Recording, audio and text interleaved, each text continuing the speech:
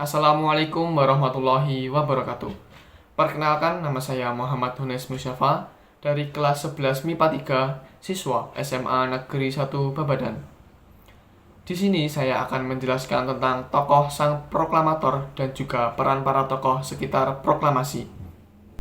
1. Peran sang proklamator. A. Insinyur Soekarno. Bung Karno ataupun Soekarno dilahirkan di kota Surabaya pada tanggal 6 Juni 1901. Pada tahun 1927, ia dan kawan-kawan mendirikan PNI. Pada masa pendudukan Jepang, Soekarno pernah menjadi anggota BPUPKI dan juga pernah menjadi ketua PPKI. Pada suatu ketika ada peristiwa yang namanya Rengas Dengklok, yaitu peristiwa golongan muda yang mendesak golongan tua, yaitu Bung Karno dan juga Bung Hatta, untuk segera memproklamasikan kemerdekaan Indonesia.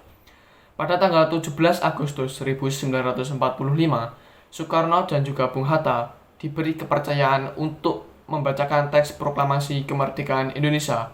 Oleh karena itu, Soekarno dikenal sebagai pahlawan proklamator. Pada tanggal 21 Juni 1970, Soekarno wafat dan dimakamkan di Kota Blitar. B. Dr. Andes Muhammad Hatta. Bung Hatta dilahirkan di Bukit Tinggi pada tanggal 12 Maret 1902. Sejak menjadi mahasiswa di luar negeri, ia sudah aktif dalam perjuangan kemerdekaan Indonesia. Ia pernah menjadi ketua Himpunan Indonesia di negeri Belanda. Pada saat kembali ke tanah air, ia aktif dalam PNI bersama dengan Bung Karno. Pada masa kependudukan Jepang, ia pernah menjadi ketua Putra, menjadi anggota BPUPKI dan juga menjadi wakil ketua PPKI. Seperti halnya Bung Karno, ia didesak oleh golongan muda untuk segera membacakan teks proklamasi kemerdekaan Indonesia. Oleh karena itu, ia dikenal sebagai pahlawan proklamator kemerdekaan Republik Indonesia. Ia wafat pada tanggal 14 Maret 1980. Ia dimakamkan di Pemakaman Umum Tanah Kusir, Jakarta. 2. Peran para tokoh sekitar proklamasi. Yang pertama, Ahmad Soebardjo. Saya menjamin bahwa tanggal 17 Agustus 1945 akan terjadi proklamasi kemerdekaan Republik Indonesia. Kalau saudara-saudara ragu, nyawa sayalah yang akan menjadi taruhannya. Ucapan itu bukan main-main bagi Ahmad Soebardjo. Ahmad Soebardjo lahir pada tanggal 23 Maret 1978 di Karawang. Ia tutup usia pada bulan Desember 1978. Pada masa pergerakan nasional, ia aktif di PNI. Ahmad Soebardjo boleh dikatakan sebagai tokoh yang mengakhiri peristiwa Rengas Dengklok, sebab dengan jaminan nyawanya Ahmad Soebardjo. Sukarni Kartodiwiryo, ia adalah seorang pemuda gagah berani yang merupakan seorang pimpinan gerakan muda di masa proklamasi. Ia lahir di Blitar pada tanggal 14 Juli 1916 dan juga wafat pada tanggal 14 Mei 1971.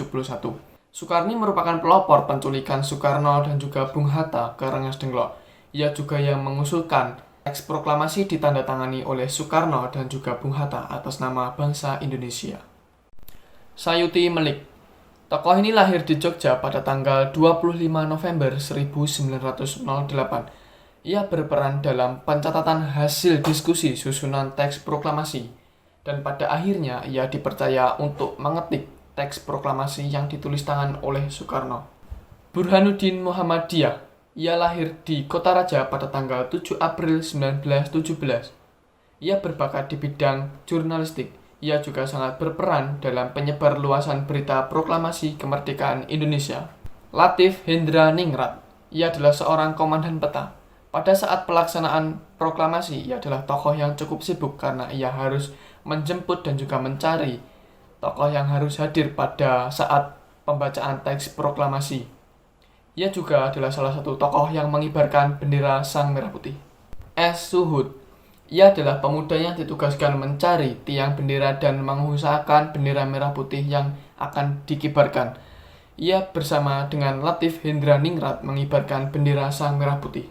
Suwiryo adalah wali kota Jakarta Raya waktu itu, dan secara tidak langsung ia menjadi ketua penyelenggara upacara proklamasi kemerdekaan Indonesia. Oleh karena itu, ia sibuk dalam mempersiapkan segala sesuatu yang diperlukan dalam upacara tersebut, termasuk mic dan juga pengeras suara. Dr. Muwardi, tokoh muda yang bertugas di bidang pengamanan jalannya upacara proklamasi kemerdekaan Indonesia. Sultan Syahrir, ia lahir di Sumatera Barat pada tanggal 5 Maret 1909. Tokoh ini pada zaman pendudukan Jepang memilih aktif dalam gerakan bawah tanah bersama beberapa tokoh lainnya. Pada masa akhir pendudukan Jepang, ia ikut serta untuk mendesak para golongan tua yaitu Bung Karno dan Bung Hatta untuk segera memproklamasikan kemerdekaan Indonesia. Frans Sumarto Mendur. Tokoh Frans Sumarto Mendur adalah tokoh wartawan yang ikut membantu pelaksanaan proklamasi kemerdekaan Indonesia. Syahrudin. Syahrudin adalah seorang wartawan Domai. Ia berani memasuki halaman gedung siaran RRI karena gedung siaran RRI dijaga oleh Jepang.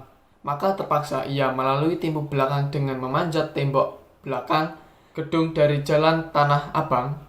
Naskah proklamasi kemudian berhasil diserahkan kepada Kepala Bagian Siaran, Wus dan Yusuf Ronodipuro.